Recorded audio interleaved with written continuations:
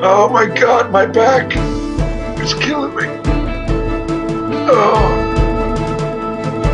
Does anybody have an Advil? Oh,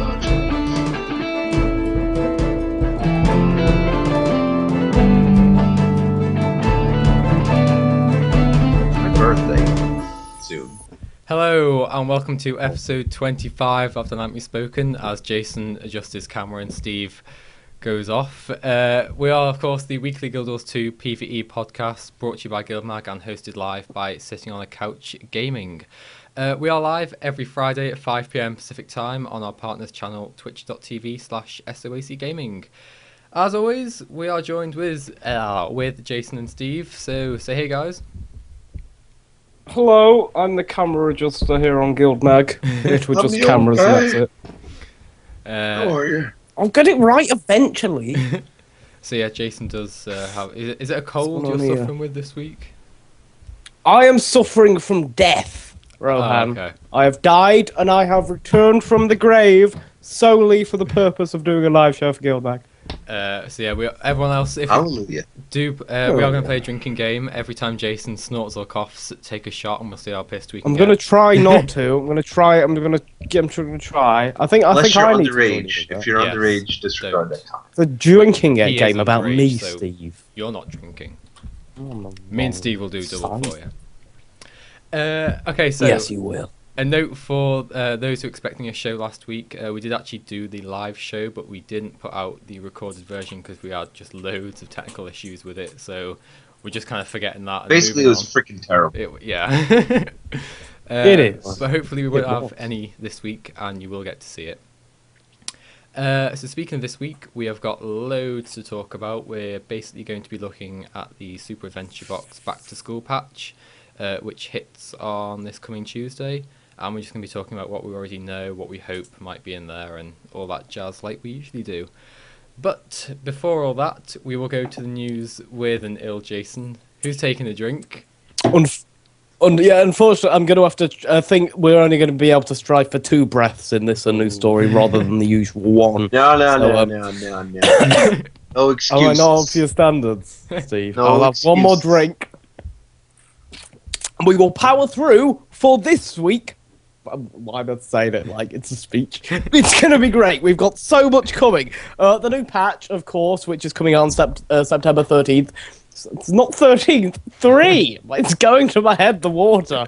And that is entitled, it's a Super Adventure Box patch. We're going back to school, and with that we get Super Adventure Box World 2 and a Tribulation Hard mode unlocked for both worlds, which is, as I've heard, it's very hard, apparently. Well, I'd imagine it being anyway. There's a developer live stream on September 3rd showcasing that content. And with that, you get a couple of... you can unlock more Super Adventure weapon skins. Complete your collection if you have a collection. If you don't, then just look at them. That's what you do. You can get a King Toad and Storm Wizard weapons unlocked with that. And a mini Princess Maya or Mia or... Mia, whichever one you want to go with. And obviously, in the patch, not obviously, we can also craft ascended weapons, and a bunch of, I forgot which ones now, a bunch of the crafting disciples are being upgraded to a cap of 500 rather than 400, I think. And account-wide magic find is being introduced as well. There's also a blog post on the Guild Wars 2 site detailing both of them, the equilibrium money, something along those lines. There'll be a link in the show notes. Yeah. And that's for that. And there's also they're also doing some updates for legendary weapons, including a stat boost, an offensive infusion shot to sort of go along with the ascended weapon stuff, and a couple of aesthetic updates and upgrades which you can look out for as well. There was also another blog post that went up titled Guild Wars 2 the first year. Obviously it's now been a year since Guild Wars 2 came out, hooray. And we got a blog post detailing all the milestones that Guild Wars 2 has reached in that time. And finally, I think possibly, there is a new SteelSeries Guild Wars 2 keyboard which you can buy or pre-order, or one of the many above options. That's the news. Ooh, we got there in the end. Well done. Well done. Got there in Even 3, I sick. think. We got there in 3. Even sick, he does it in one breath, ladies and gentlemen.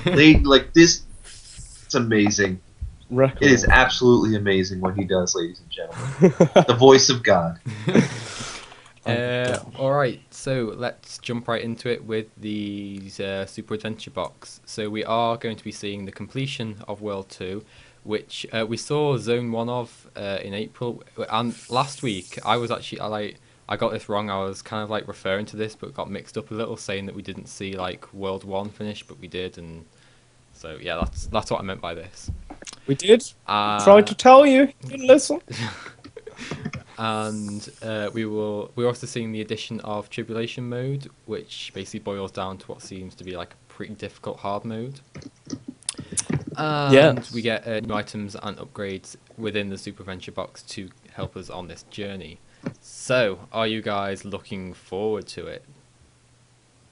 I am. My faith in ArenaNet has been restored. Well, it was never gone, but I'm really excited for the stuff they're doing now, especially since the last patch. And I love Super Adventure Box, so in there, great. Yeah, I can't wait. I think it was one of my all-time favorite kind of eventy things. Oh, I remember you. I remember your Skype messages when that went live. It's funny because like the Super Adventure Box is kind of the thing that brought me back to playing Guild Wars 2 all the time. Yeah. Like I think it seems like a lot of people had this where they took a break, because you approach it as you do in a normal MMO where you're just like going full, play every day, do everything, yada yada yada, and you just have this outlook like. And then, you take a break, and then you come back. And something brings you back, whatever it is. Like, I know a lot of people have been coming back lately. And I guess each has their own reasons for coming back. And then, for a lot of people, when they do come back, they come at a different approach. So Super Adventure Box, for me, is hugely important. Because that got me, like, watching streams and back into that stuff, and really got me interested in playing in with a different mindset or more. And I think I don't know. It just seems like this now when they made it this time, there's obviously been a lot of development with it. Yeah. So it's going to be something much instead of it being like, oh, let's throw it out there and see how it goes. We know people like it.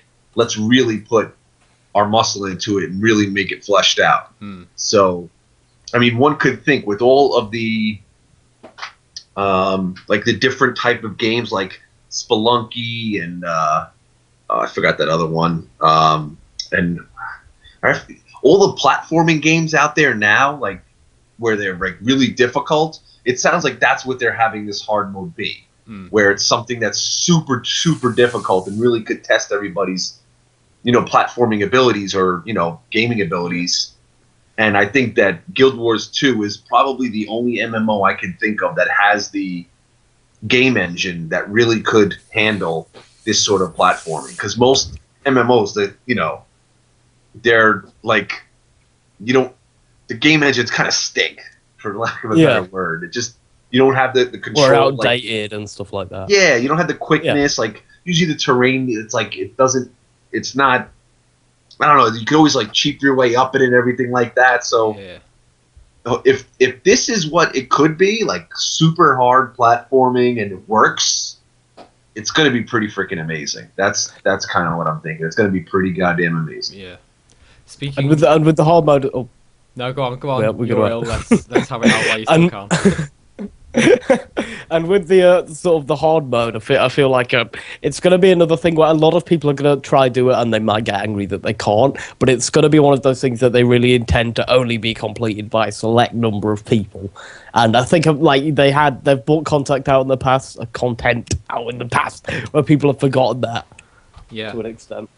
I mean, in the screenshot that they've got of it on the release page, you basically see like the player character surrounded by what essentially appears to be a load of spikes, and it looks like you kind of have to jump onto like platforms to get away from them. So it seems like they've actually spent a lot of time looking at how they can like go back and make it harder, rather than just like say like, oh, let's like increase the number of enemies that are in the Super Adventure Box and that'll make it harder for people. They've actually physically put in more and more things. So Yeah. it looks like they've really spent a lot of time on it.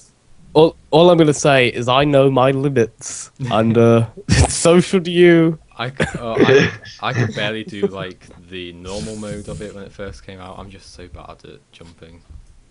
So I mean, it sounds like it's going to be a lot of time traps.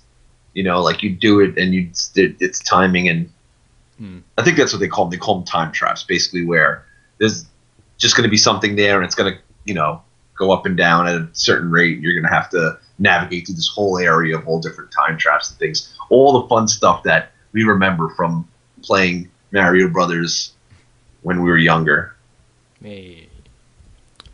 Yeah. So yeah, looking at one thing I did just want to bring up is looking at the screenshot associated with World 2 in the release page. It does look very sort of Oriental in theme. We keep picking up on kind of like this Oriental. Does it mean anything to do with Canthra, or do you think it's like anything? Do you think it's there to kind of attempt to quench people's thirst of Canthra, or do you think it's literally just like a setting? It can't be. It can't. I mean, they can't first. My words are just not present today. They can't quench a thirst for Cantha in Super Adventure Yeah. Box. Super Adventure Box is amazing, but for what people who want Cantha want, they can't deliver it in there. So I think it's just a nice little. I think it's just gonna be a nice sort of little zone. So you think it's that? I think they're torturing us. I think Yeah, that's what definitely. they're like poking us. I think they're sitting there with the freaking poke and they're poking because that's what you do with the poker. Yeah. That is all. Yeah. So What else would we expect? for those who are going to be doing this, who have done it in the past, one thing I did just want to bring up is don't skip straight to Zone 2 and the World 2 if you're able to, because if you remember, Zone 1 was actually never fully completed, if I remember correctly. What happened is you're basically on that raft going down the rapids, and then you literally just fall out the world, and you end up on that little like platform with Moto there saying like something like I need extra funding or something. So I'm thinking maybe they might have like Zone 1 has got a little bit more to go, or maybe, I don't know. That's just Rowan's tip. Yeah. Today. I mean, that could definitely be possible. And we have to talk about the storm. Storm Wizard? Wizard, yes. Yeah, I think so. So basically, sounds like Let's go. because in World 1 you got the King Toad. Is that what he was called? King Toad, like boss at the end. So obviously the Storm Wizard is going to be like the World 2 end boss kind of thing. I think it'll be quite challenging actually. Just because I mean the Toad was, especially like when you started out, it was, if you didn't know what you were doing, it was quite difficult. So Yeah. I'm looking I think it's like, it's just something you've got to learn, though. Yeah. I'm glad that they have actual mechanics you have to learn. Mm. Because sometimes in the past they've struggled with a sort of mixing things like that. Definitely. Okay, so anything to mention about like the map and whatnot of Super Adventure Box? Well, we know that you know Yes, stuff that we And- don't know. I You do know that we know that I know that me and Steve know that you know. Yeah. So, Well, yeah, what do we know? We don't know much No. because only he knows. So But yeah, he knows that we For know. those who don't know what they're going on That about, don't. Guildmag was invited to a preview of the Super Adventure Box on Thursday, and I was the one that represented us. So I do know a bit more than I'm telling you guys. But obviously I can't. But on Tuesday, before the patch hits, we will be able to reveal like what we know to everyone. So do stay tuned for that. And perhaps The patch will arrive. someone could accidentally send some gold to Rowan, and he won't tell you anything, but you could send him gold. Not a bad suggestion. Don't know.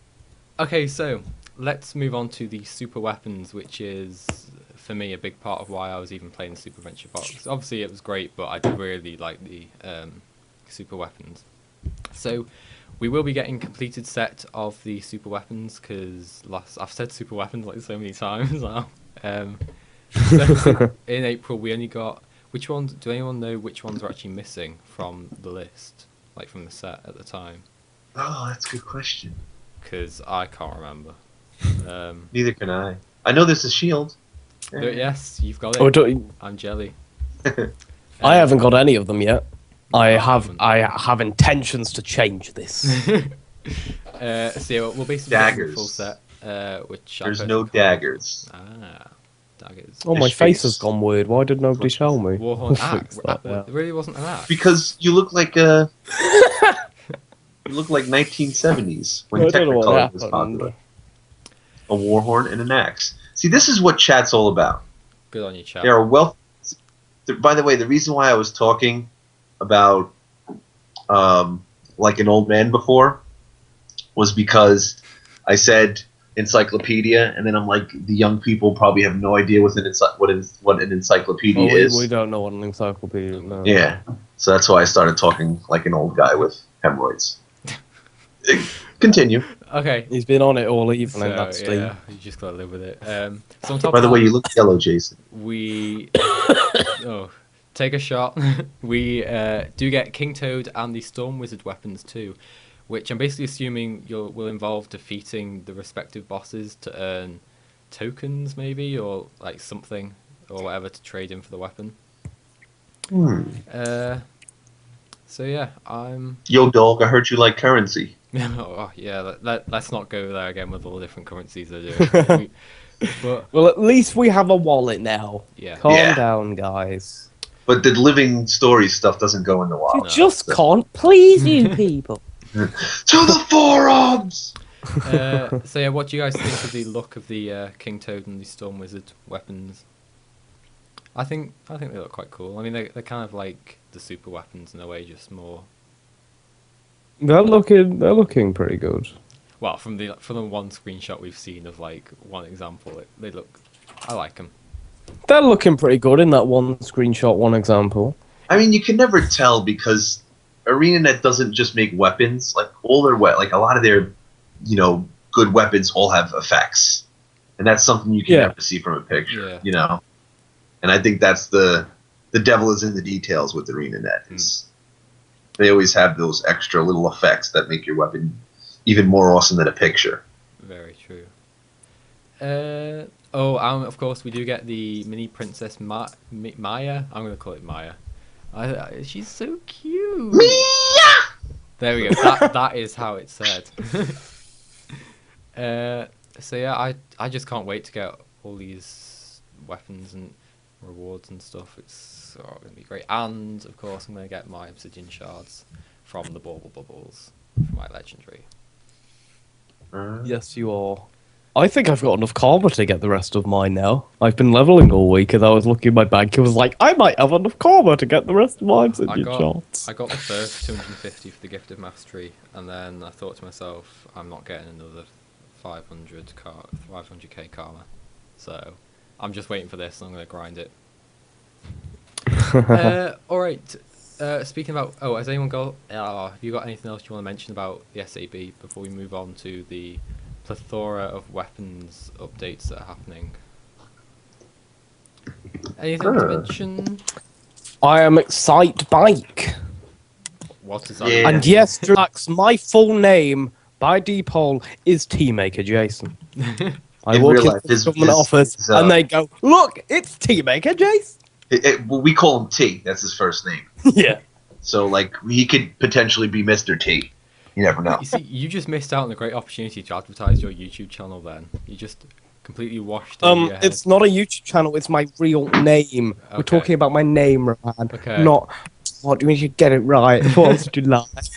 It's Okay. Ascended weapons. Let's move on before this just turns into like it did last week. The stream is still up, so it's looking better. we're still here. so- Teamaker Multiverse, there we go. We will now be able to craft ascended weapons with obviously better stats than their exotic counterparts. So to do this, you see, you couldn't remember this, but it'll be weaponsmith, huntsman, and I've never been able to say it. Did you say artificer? Artificer? That sounds about right.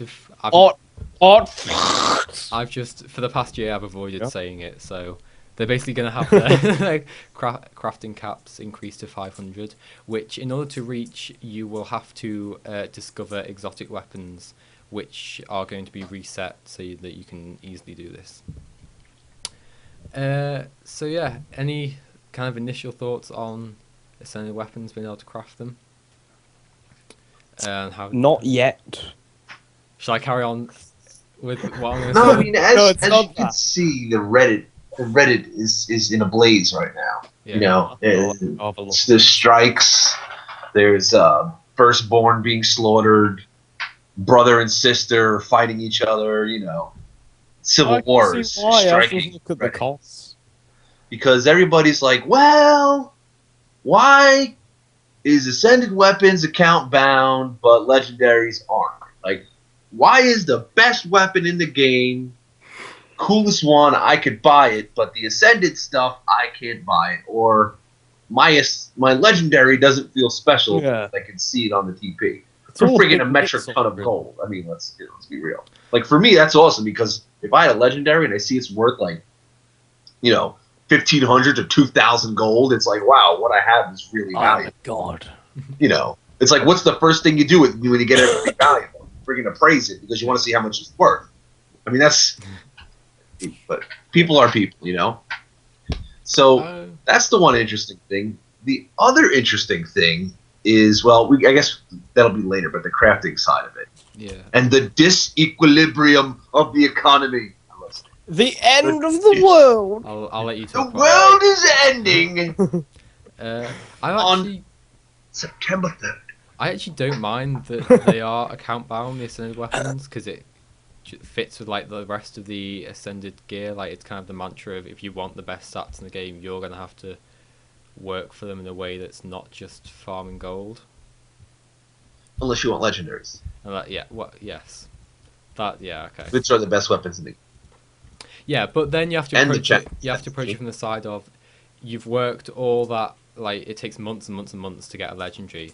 You should then be able to sell it if you want it. Like a friend in my, well, not a friend, a guildie, basically had started crafting the Juggernaut like I don't know how many months ago, and he recently finished it, but he didn't want the Juggernaut anymore. He wanted Volcanus, the greatsword, for his character.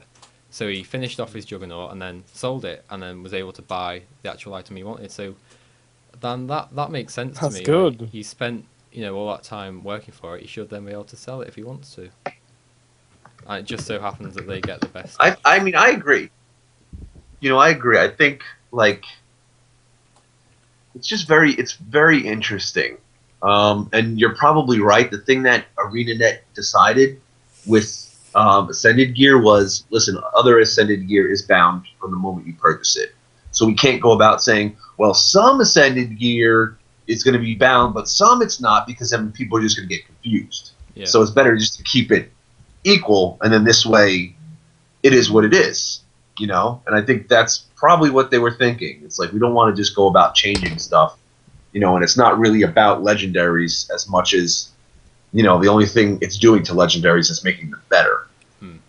Now that I feel like to some people it might just feel like, because they are an extent. In their head, they're sort of messing about a bit with where they want to take it, and they know where they want to take it now. But beforehand, they told us their vision, and now it's changed ever so slightly. So to people who were expecting sort of one thing and getting to an extent something else, but I feel like their original vision's still there, and they don't need to worry too much about that.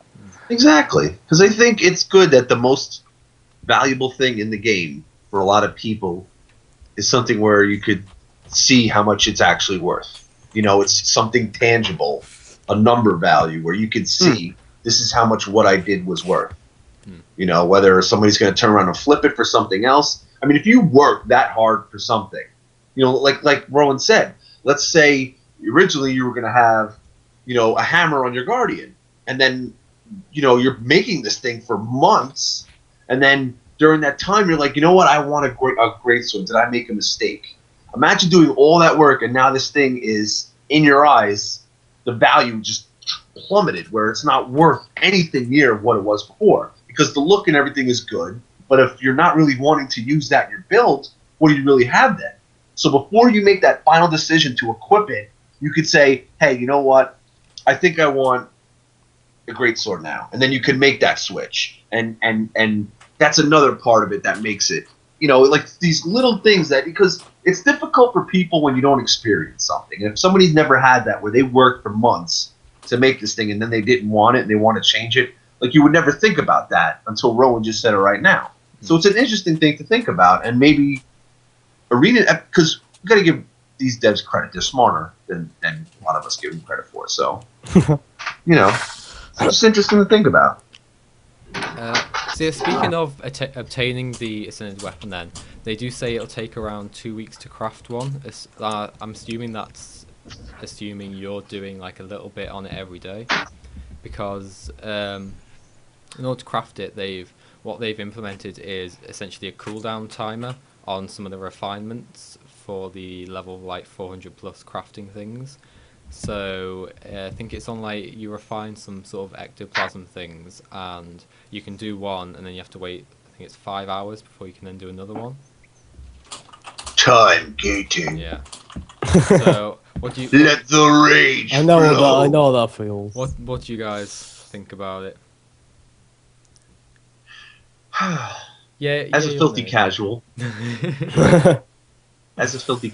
I think that it's necessary, because the farmers are going to have it instantly, and then it's going to become worthless. I mean, you know what I mean? That's the way you have to look at it. It's like you can never build something for the average person. You have to build it for the exploiters, not necessarily the exploiters, but also the people who are ultra dedicated. There's like two sides of things where they're like, well, these are the ultra dedicated people that are going to just go crazy and try and get it for a second. And then there's the exploiters who are the other half of the equation. And this is what they have to make.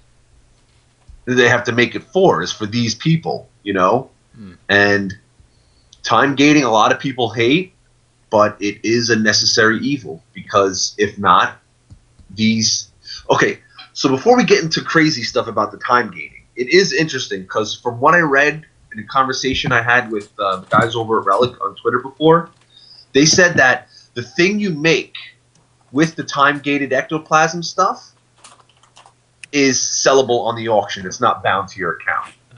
So when you make this stuff, you could then sell it. So I think this is another, it might have been time-gated to control how much is going in, but then at the same time, they're putting it on the auction because they need some sort of gold sink for people who don't have the time to dedicate in doing this stuff, and people who just like to farm gold. It allows the gold to be able to shift that way, because I think, like I said, this equilibrium. They are basically they just want. I think what they did is, because the year was coming up, they just injected money to the economy. Everybody's rich and having fun. Yay, we're all making money.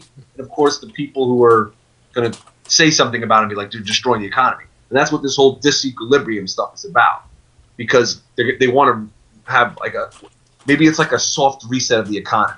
We injected all this crap into it, so we need to soft reset it. And the ectoplasms being made into the whatever this thing that is now sellable to make your ascended stuff, it is now something where this is, again, part of the soft reset of the economy, which I think is the underlying thing that they're trying to communicate to us. But back to the time gating, like I said, I think it's a necessary component. So yeah, we've had a question in chat that the mats that you craft, are they able to be sold? So yeah, some mats, like Steve was explaining, can be sold, not all of them. Some things you craft are there's one thing, I think it's called blood something, that's only obtainable from champion Dropbox thingies. Some things are only available through spending skill points. I know one thing at least costs 20 skill points to use. So yeah, you'll be able to buy some of the items needed for it, but not all of them. You will, no matter what, you will have to put some time and dedication into getting them yourself. Like as with other ascended gear, it's kind of keeping with the whole theme of them. Yeah. I mean, it could be confusing, but I think this is something where you would lean on a website like Delphi, where you get the recipes and they tell you how to do it. I think, a lot of times, like, people like, it's so confusing and this and that. Delphi is as much a part of the community as we are. You know, their guys and stuff. Like people literally on Reddit like had threads saying 1 year Guild War anniversary.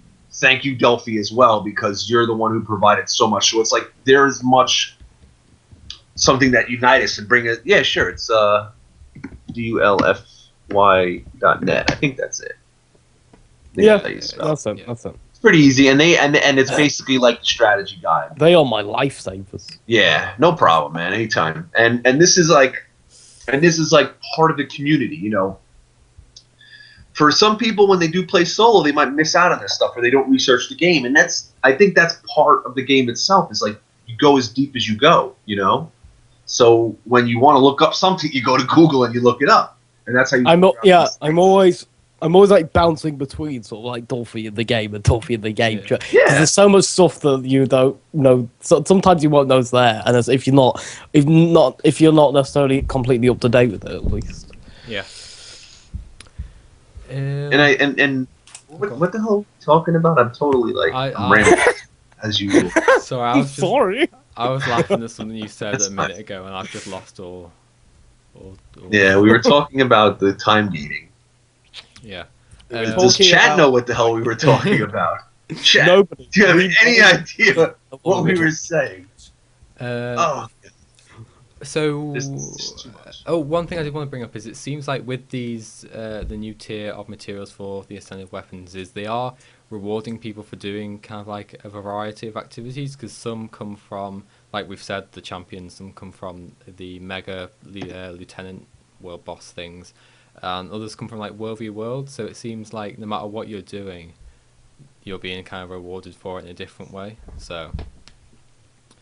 Yeah. Let's move on. What do you think about the look of the weapons? They've only shown, I think, the greatsword at the moment on the preview they did.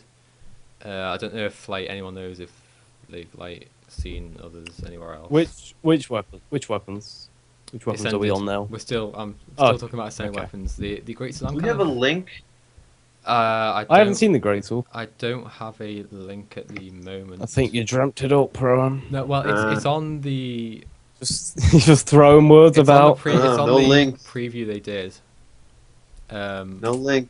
So, well, right. Jason can search for it. While Okay. I'm talking. I know where to. Picker, it didn't happen. Sorry, buddy. It happened. He's not just throwing words about. I accused him of something that I just. Well, while like you're trying to look for it and maybe get a link for chat, I'm kind of 50-50 on how it looks. I'll try and describe it to you. Okay, so this is it. I'll stick it in chat. Oh, Jason's got it.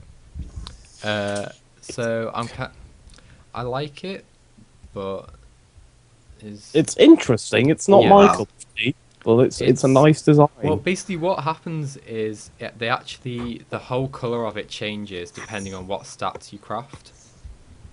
So that one there, the one that you've linked, is the power one. That's red.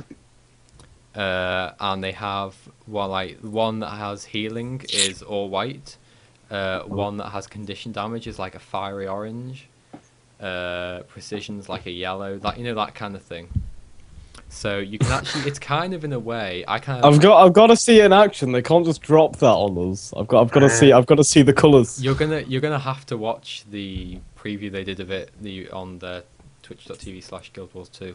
I'll have a look. It's about. So now, are the stats changeable like legendary? Or that's something that's exclusive to legendary. Okay, so this is permanent. What happens is to craft the ascended weapon, you get like your 3 components. So you have the Deldrimor steel. Say we're doing the greatsword, Deldrimor steel blade, hilt. There you have some third material, and then you have an ascended inscription, which you buy off the vendor. And with this, you buy literally, it's called Ascended Inscription Greatsword or something like that, and then you double click it, and it brings up a list of all different types of stats, so like Celestial, Berserkers and whatnot. You pick which one you want to learn, and then you can craft that version of that greatsword. So say like, I don't know if there is a Berserkers one, or if it's not called that, but say like I picked the Berserkers equivalent of one. I'm assuming that would be the red one for the power. Or maybe, I don't know. It might. So that's how it works basically. We'll have to see. Yeah. Ah, I like it. So the way I kind of look at I it, think it's yeah. it's quite cool. I think it's kind of. I mean, I'm old, so I probably like it because it looks for something for old people. In a way, it's kind of like being able to dye your own weapon. Like you can pick what kind of color, like ascended weapon you want, and then obviously I'm assuming you could transmute that to a different. If it's not the right color, say like I could end up with the white one. That's You make two. So yeah, I'm make not two, convinced and if then- I'll. You make Sounds two, like right? I would So like skin- this way, like if Oakwood really wants to make it for his Necro scheme, you got to make two Oakwood, Yeah, and then you transmute one to the other. if you don't like And the then stats boom. that color gives.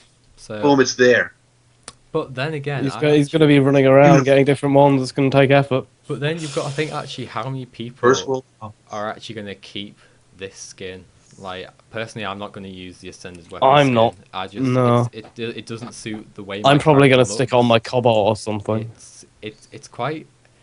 I don't want to say feminine, but it's quite that kind of oriental, mystical kind of thing. Excuse you. You know what I mean? Like it's. I had no, sir. I do not know what you mean. I said I don't want to say I feminine. know.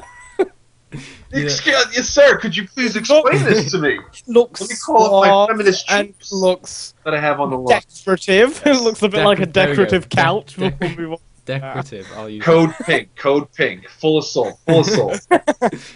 So I mean, yeah, Here personally, comes you.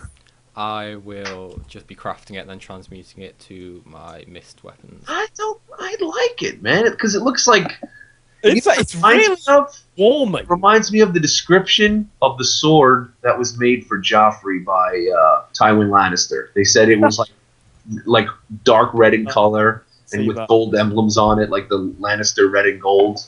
He doesn't deserve a sword like that. Exactly. That's why That's why. It's a very nice sword, and it's very decorative, and it's very nice to look at, and it doesn't fit me. Oh, It's not my shape. Yeah, I like mean, it's not going to suit my big burly female char. That's for sure.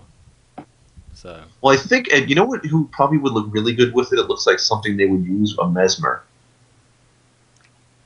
Yes. Yes. Yeah, but you see, all the Mesmers just go for the mist weapons. Yeah, that's true. I kind of like in that color in the picture that was like I kind of imagine it being called like on an elementalist or something if they put like a big wall of fire. Like this, I mean, imagine how awesome it would look with that weapon, like rotating when a Mesmer does their ability, how it like floats and rotates. To be fair, actually, Yeah. the celestial version of that is kind of like white with a pink, like on the blade, the intricate bits that are on it, they all glow like. How do I explain it? Not like boom. They like start off one end and then go along and then like that kind of thing. They kind of light up along it. You just have to watch the video, but basically it's on the celestial version. It's white and then kind of pinky glow, like the detail work. So that might look like an aura. No, it's like all right. You see on the picture, the actual blade. The actual blade is red, but the detail is like gold color. Yeah. The gold is the bit that like glows. So just like goes. Boo. Dude, like imagine how badass that is. You're like, oh, it looks feminine. Oh, come on, just because you don't like something doesn't mean it looks feminine. God, bro. Growing you. Sorry. Don't worry, I'll get the feminist group. They'll get a hold of you. Go down. Okay, so while we're on the topic of weapons, should we talk about the Feminism? Yes. Should we move on to legendary weapons? Sure, why not? So yes, they are getting stat changes in line with the Ascended. Obviously, in keeping with legendaries, will always be like stat-wise the best, on par with the best. And the fact that you can now change out the stats on the fly when you're out of combat, it's interesting. It's interesting. I'm not entirely sure how useful it's going to be because, I mean, realistically, changing out the stats on just your weapon, how useful is that going to be to your overall build? I mean, it could be something like if you're like, oh, I need to be a little bit more tanky, and you use those stuff to make it tanky, or you're saying, oh, for this fight, I want to be like bursty, and you change it for that. So I think it's something. In the end, if you really think about it, everything could be legendary. you spend like, uh-oh, we lost Jason. He's dead. No, I had to sneeze. Oh. You spent like 37,000, years playing this game, and somebody has every legendary in the game. They're just walking like glowing aura of awesomeness. They can literally change their entire build.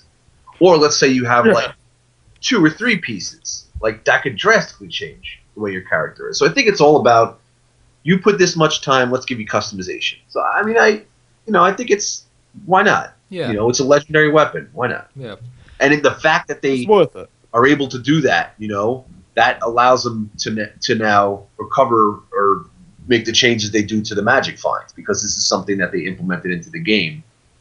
So it's useful for, let's say they have to make these changes where they don't like something. Now they have the ability to change all the weapons in case something gets out of balance or they don't like it. It just gives them more ability to customize. So I think I do like it. I don't know what you guys think, but I think it's pretty cool. I mean, I like it. it's you. I mean, I agree. Like, why not? Why? But I just don't know if it's actually going to be of any major use. Like, if people are really going to use it or not. Like, I mean, they might try it out a couple of times, see how it works. But I mean, it depends, I suppose, on the stat combinations that you can change out into. 'Cause I think you can change out into all of them, but does every stat combination? What am I trying to say? Like, is it going to fit what you need? Kind of. I don't know what I'm saying. Make something. Well, up. you could change anything. Like, it's like you say there's 5 stats on this legendary. You could change every single one of them. Sorry, okay. Just replying to chat. So what I was thinking is, with this ability to change out the stats, do you think it might be indicating in the future an ability to maybe swap out like trait templates or anything to be able to further customize builds like in I and out hope of so.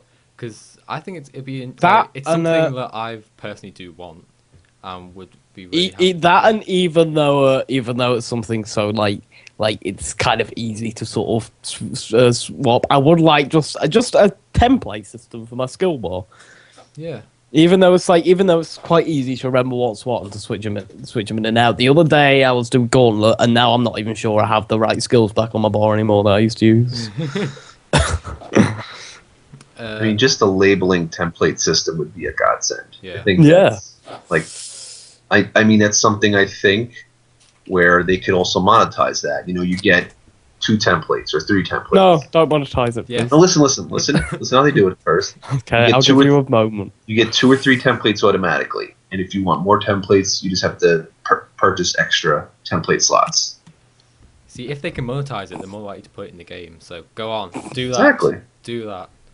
I don't want to pay for templates. You don't have to pay for it. You're going to get a certain amount. It's Yeah. like your bank account. Okay, You get a that's certain amount, fair. and you want to That's expand fair. it, then you Yeah. pay more. Can we send this to them? You can get some. And by the way, you could exchange gold for gems. It's not a big deal. Yes. If you're me and you're loaded, it's not a big deal. Shut up, Rohan. Okay, That's what I so think of you. legendary weapons did get some appearance changes as well. Eternity, They do. great sword that comes from Twilight and Sunrise. Now, so you recognize it, it's Eternity. Now has a sparkly gem at the top of it, like, ooh, and a unique footfall, which it kind of looks like it's looking out into space, but a more sort of bluey kind of cosmos. I've got an idea for some aesthetic changes for like Twilight and Eternity and Dusk and stuff like that. She'll be able to customize what backdrop is inside the sword. There would just Like be- I want to see like Super Adventure Box in there. I want to see Zaitan flying about in there. Do you mean from like One day, preset list? I want them to do a patch where all people with Twilight or Dusk or Eternity are sat down with a sword, and then suddenly Kraukatoric comes climbing out the sword and he attacks the city. I mean, that's a great idea. You upload a screenshot to Guild Wars 2, and they put it in. Imagine just the sword imploding as a dragon climbs out. That That would be pretty awesome. That's Yeah. a great way to introduce a dragon. Yeah. It's just like, I'm here all week. Drop a sword. Oh, here comes Kralkatoric. Whoops. So yeah, Bifrost was made shinier and got a new footfall again. I can't remember what the scepter's called. Meteorologicus. There you go, that one. Meteorites. that got new footfall and it actually looks really cool now. It's got new textures where basically it has, in the daytime it has like fluffy clouds on like kind of the handle, and then in the nighttime it's got the same clouds but are like angry and there's lightning coming out of them. So I think that's quite cool. That's the one I've always wanted. I've always dreamed about. I'm still working towards Bolt. It'll be there one day. I'm Twilight very slowly. See, everyone's got like Twilight. Though. Don't tell me. No, come on. no. Come on, you've got to admit, if you go for a legendary, you think for like. I don't care. It Berserk looks thinks good. of Twilight. Like originally, like when the game first came out, I was like, I'm gonna get that great sword, but now you see it everywhere. It's They kind think of, like, of Twilight better than they do my blue. So what's that? So yeah, one thing I did want to point out with this legendary update is for transmuted legendaries, the stat changes will only take effect when you use what's called a transmutation splitter, which will be sent to everyone that's got a legendary, which I'm assuming will basically give you back the 2 original items before they got transmuted, so that then you just get the pure legendary, which will then get the stats, and then Like you that? can transmute it. No, I don't know. I mean, whoever transmutes a legendary, like, come on, dude. Well, Imagine if somebody accidentally they were transmuting one, and they accidentally put the skin of a blue on it or something instead of the other one. That'd be. well, I mean, I would laugh at the person. Like, I wouldn't. I'd cry. like before I knew about this, I was going for Bolt, but that doesn't have the Berserker's stats when you that come with it. So I'd have had to have transmuted that before. Obviously, you can swap out stats and stuff now. Yeah. So I can see why people do transmute it because it's no good having the luck if it doesn't do what you want it to do. So. well, now it will. Yay! ArenaNet, we love you. Okay. And our legend. Anything else to mention about legendaries? Before I'm. move on. I'm trying to think. Legendary? I don't think so. Now on to the evil magic Oh. find. Yeah. Oh. Bum, bum, bum. We'll explain how it works now then. So Magic Find will now be an account-wide only stat, which was essentially introduced to stop players from having to choose between putting Magic Find on their gear or other stats that would better help sort of them or any sort of party they're in. Because basically, if say you're in a dungeon, generally the best, most efficient way to complete it is to maximize the DPS output of your party. So forsaking that for Magic Find in your armor of hopes of obtaining better loot is essentially only benefiting you, and it's not really what Guild Wars 2 is about. It's obviously all about working together and all that. Yeah. So it makes sense that they've made it account wide. Yeah. So to get it, to increase it now, you can salvage blue or green weapons, which will have a chance. Will it drop them on every salvage, or is it a chance to drop this new consumable? Do either of you two know? That's where the conspiracy starts. Basically, what they're saying is you will not get an increased amount of luck thingamajiggies, essences of luck, Yeah. for any different salvage kit you use. So Okay. it's Should we just say it's chance? but does see exactly what are they? Okay, sure, you're not going to get more. We know that. So the amount you're going to get is the amount you're going to get. But the chance of salvaging it out of a blue or a green, is that increased by using a better kit? So that's what we don't know. Okay. Exactly. So if you do that, if you buy the greens and blues and you do that quick, you'll probably be ahead of the curve, because the people who obviously the price of blues and greens is going to go up now Yeah. because of this. So it's something interesting. again, and this is all part of that soft reset of the economy where they're resetting the values on the vendors too. Then again, you generally get loads of greens and blues just from everyday activities anyway. So Exactly. there's no. there's not unless you like really want to boost up your magic find to like the cap, which is now 300%. There's no real reason to buy them, I wouldn't say, but I mean some people might just to boost it as quickly as possible. So yeah, anyway, we didn't finish. So to finish explaining that, you salvage blue or green weapons, which will give a new consumable called an Essence of Luck, which when consumed will go some way to filling up a new they're calling a luck bar, which will be located in the achievements tab, like underneath your magic find stat. And when this luck bar reaches, it fills, it will increase your magic. You level find. up. Yeah, you level up your magic find essentially permanently to a maximum of 300%. And every time you gain more percentage magic find, the amount of luck you have to accumulate before you level up increases.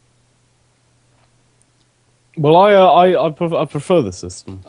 Yeah. Definitely. The only thing is there any some form of lovely compensation for people like me who invested a while ago into full magic find sets? Yes, you will receive essences of luck like straight off the bat. They're going to give you. Great. They're going to give you. They give quite a lot apparently. According to Okay. So They said 20%.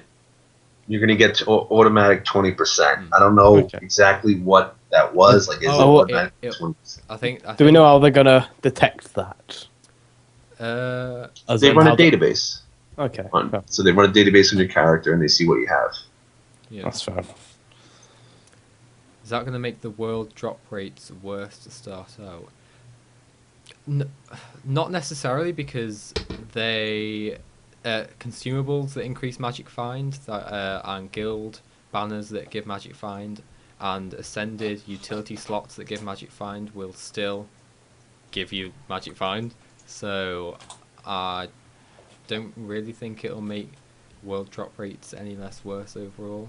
Because people who have magic find now will be compensated already. So like off the bat, you'll be compensated for it. Looking forward to it.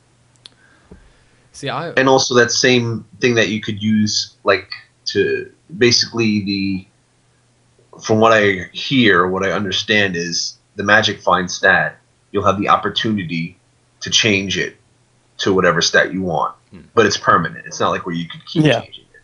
So that's the only difference between that and say what could be done on a legendary.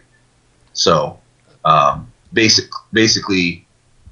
And some people say, well, I have like crit and then magic find. Like I already have a berserker set. So, that is one of the things of what's going to happen. But like you said, they're compensating on the other end for that by giving you a bunch of essences of luck to level you up to a certain amount already.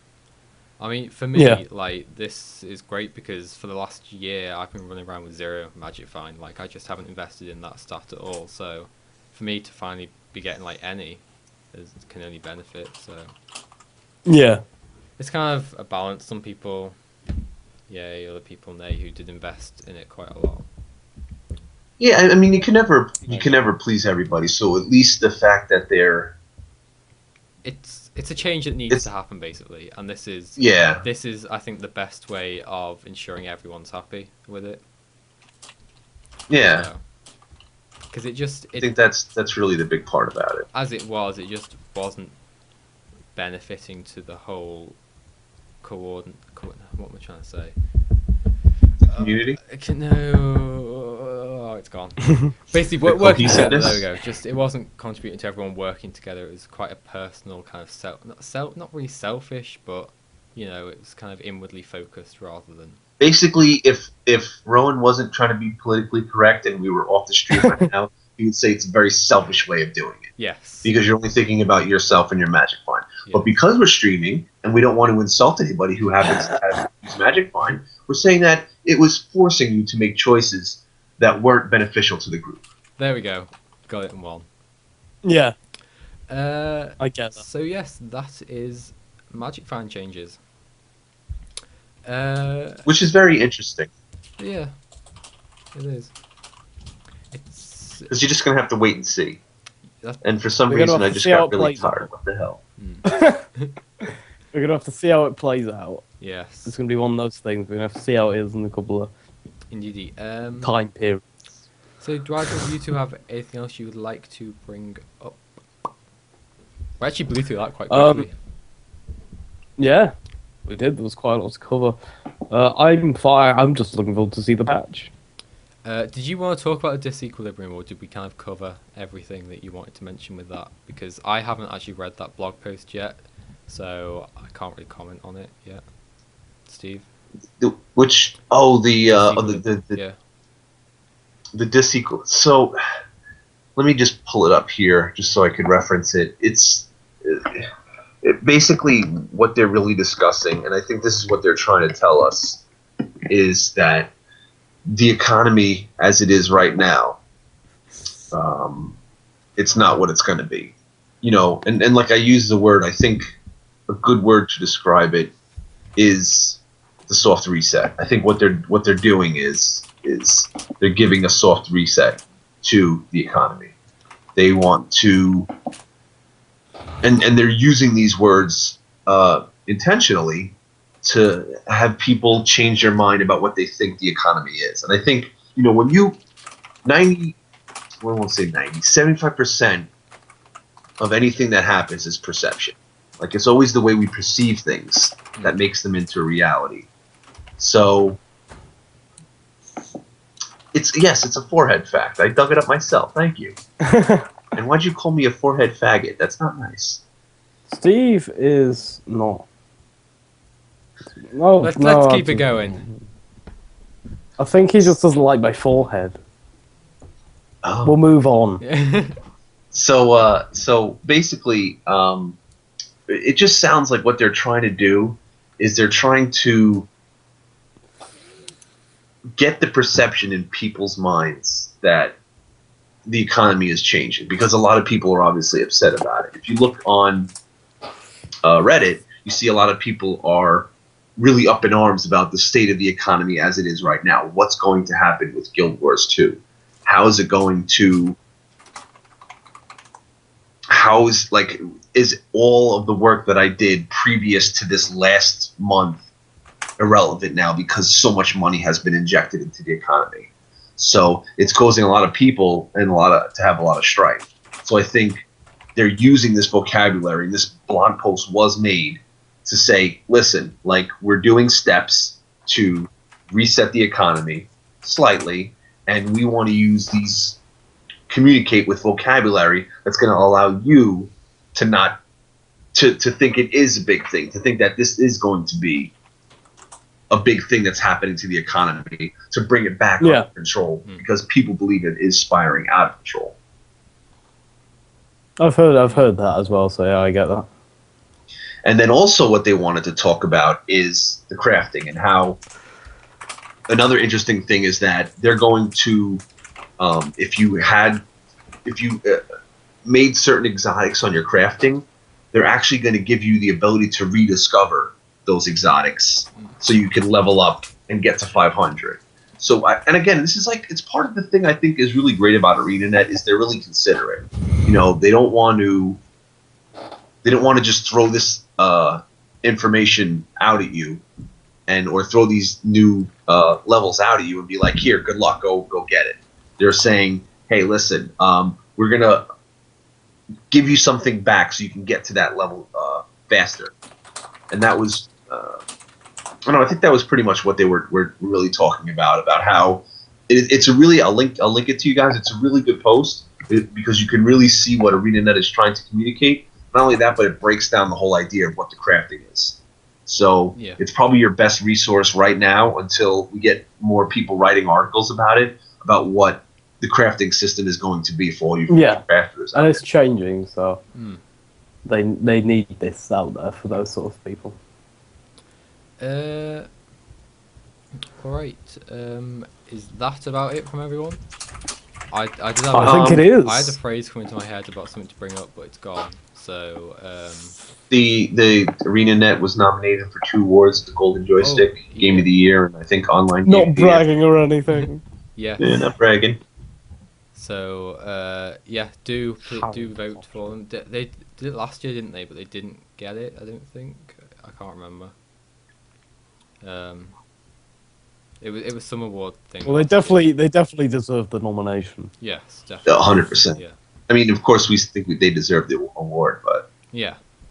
So do vote. We just sit here and have don't, either you two got the right. link quickly to post in chat, or I'll put it in the show notes. Do you have it, Steve? Should I do for a a recorded quick version? search?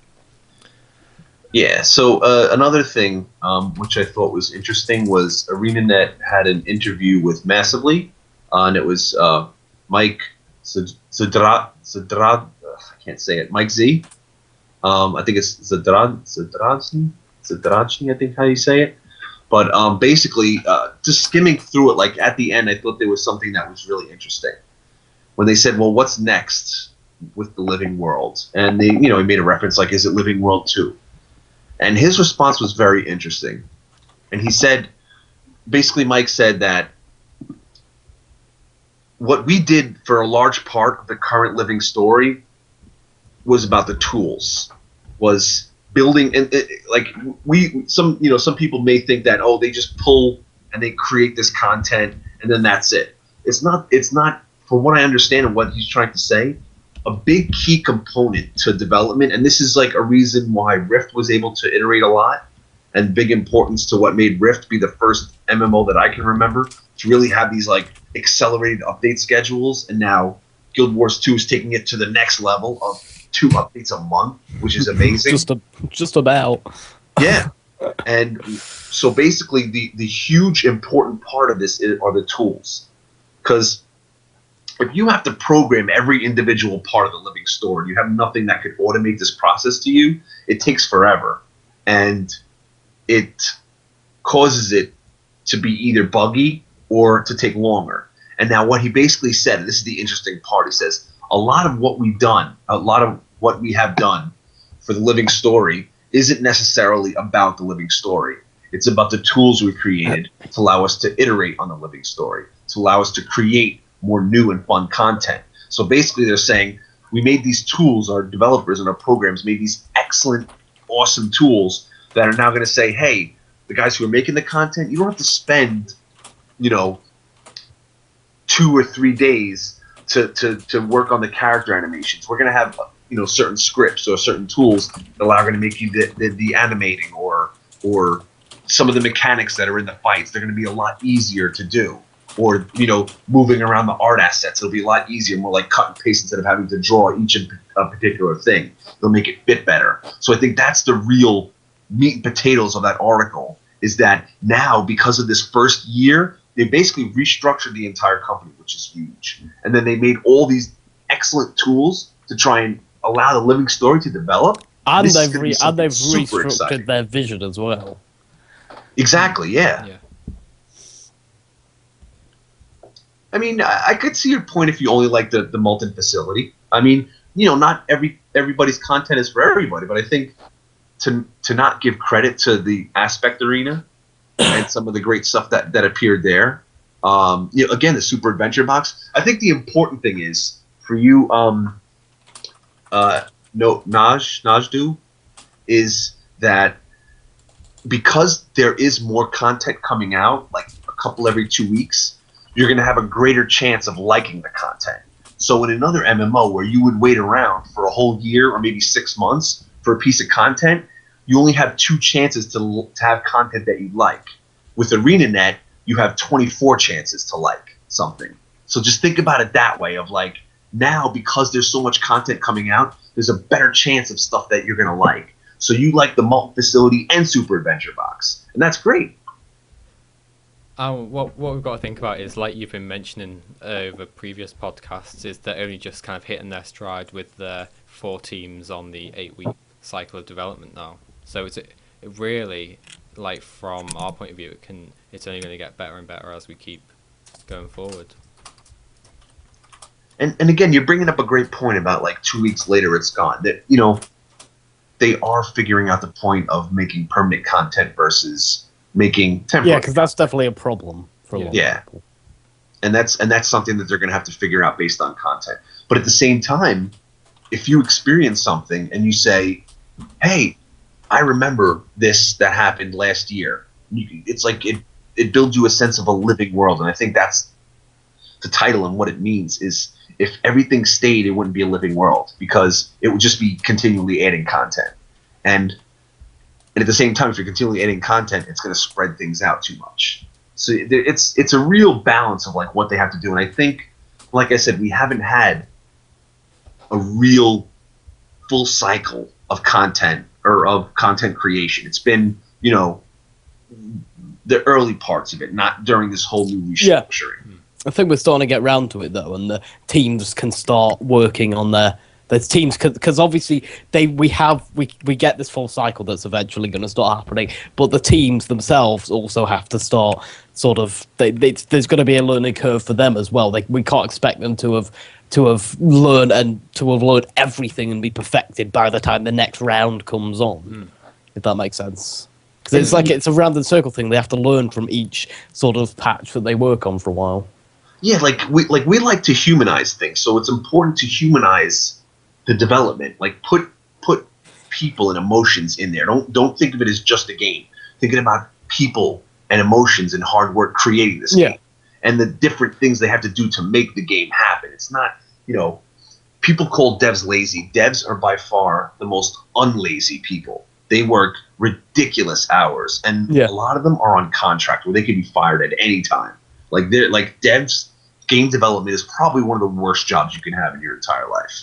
So the important thing is that think of what happened in a year. Try and think of everything that ArenaNet has done in this first year and compare that to any other game out there. And no other game has had as much content released as Guild Wars has. No other game. Something that's been brought up in chat is they need more events focused on lower level toons. I actually do kind of agree with this because these invasions, I don't think they aren't occurring in the 1 to 25 zones, are they?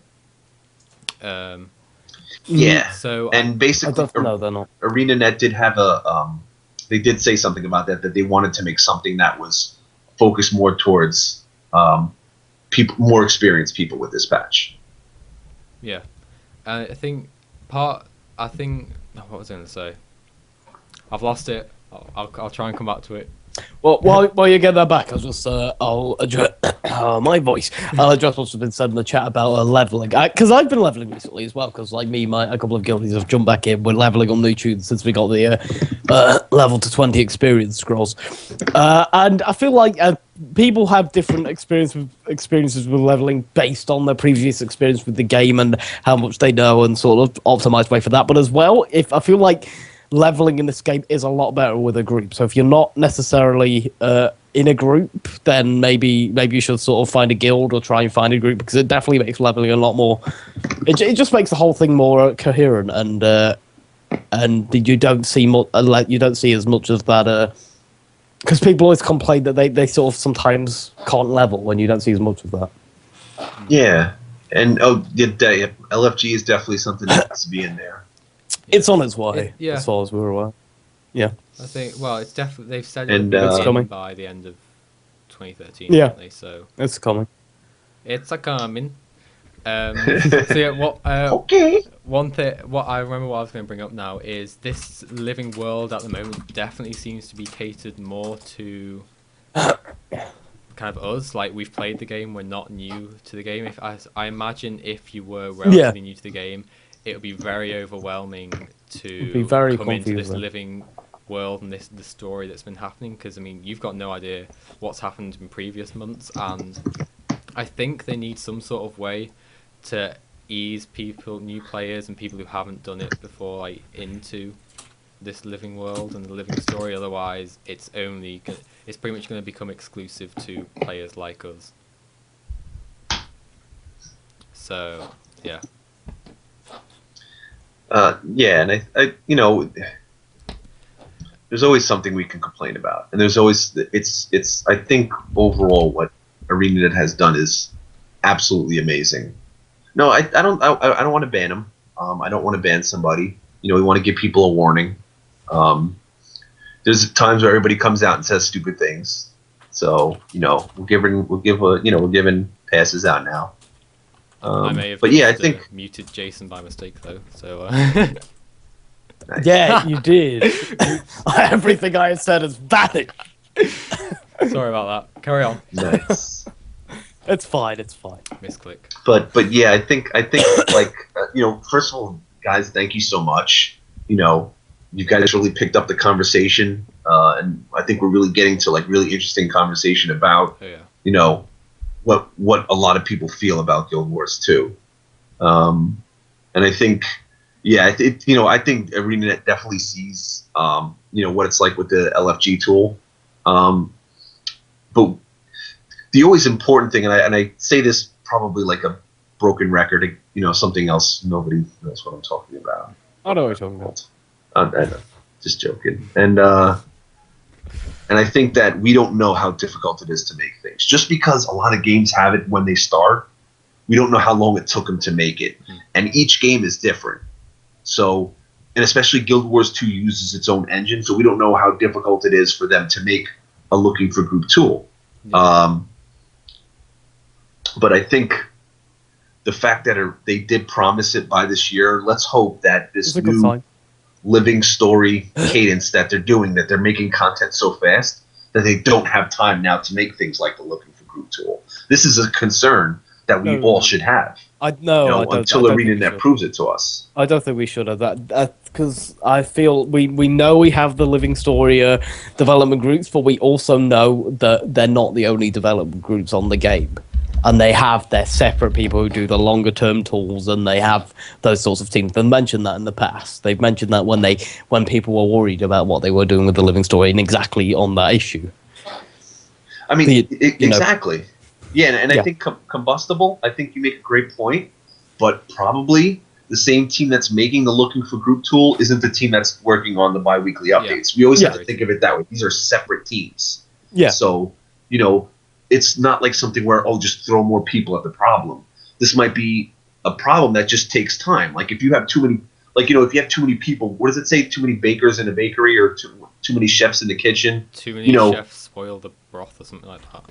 Exactly. Like you can't just throw people at a problem and expect it to come out faster. Like it's going to take how long it takes. They understand the importance of it. And thanks, Oakwood. The Up at Noon interview that they had on IGN this week, according to Oakwood, he already said that it's almost ready. So, like I said, I think it's not really a balance of I'd rather have this than that. They already have the set amount of people working on it, and they can't just dump more and make it faster. So it's going to just take how long it takes to make it. Yeah.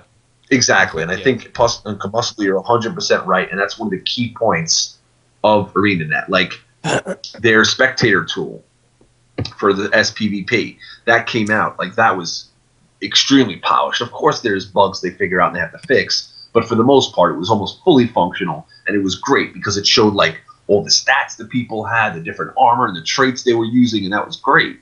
So I think... Naj, you're such a troll. And I think that that's the key with it. Like you said, we'd rather have it, maybe we feel right now, because we don't have it, that we'd rather have it more than the LFG bi-weekly updates, but let's not push them to release it too early and then have something that makes it harder to join proper dungeons. Yeah. Are we done? Yeah, is there anything else you want to mention? 'Cause, I mean, we could go all night with chat, but I mean, we do have to wrap up at some point. So, anything else you two would like to mention before we say goodbye? I think I'm all wrapped up. Yeah. All yeah. Right. And if you guys were wondering why, like, I'm kind of crappy and tired, like, I started working with a job, so I'm trying to talk to my manager and hopefully make it work so I could still go on the show. Yeah.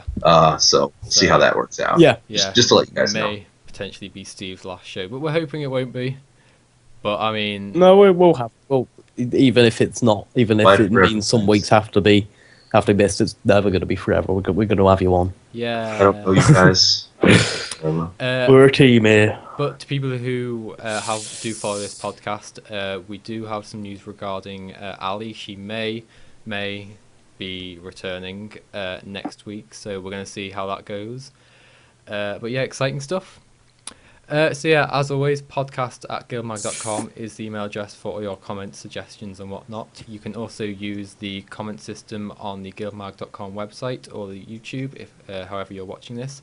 Of course, you can join us live in the chat like these guys are doing right now. We are live every Friday, 5 p.m. Pacific time on twitch.tv/SOAC Gaming.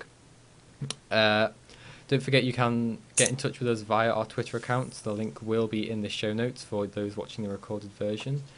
And sittingonthecouch.com is our partner in this, so do please check them out, as well as guildmag.com. So yeah, that's about it from me, Jason and Steve, and we will see you next week. Bye. Bye, Yes. guys. Bye.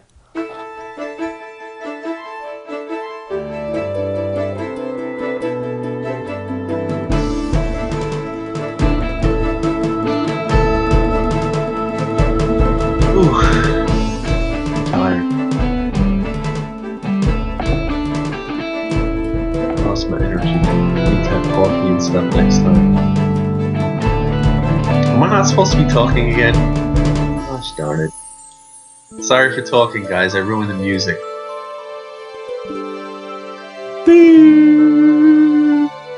These guys are just terrible. Never working with them again. Boop,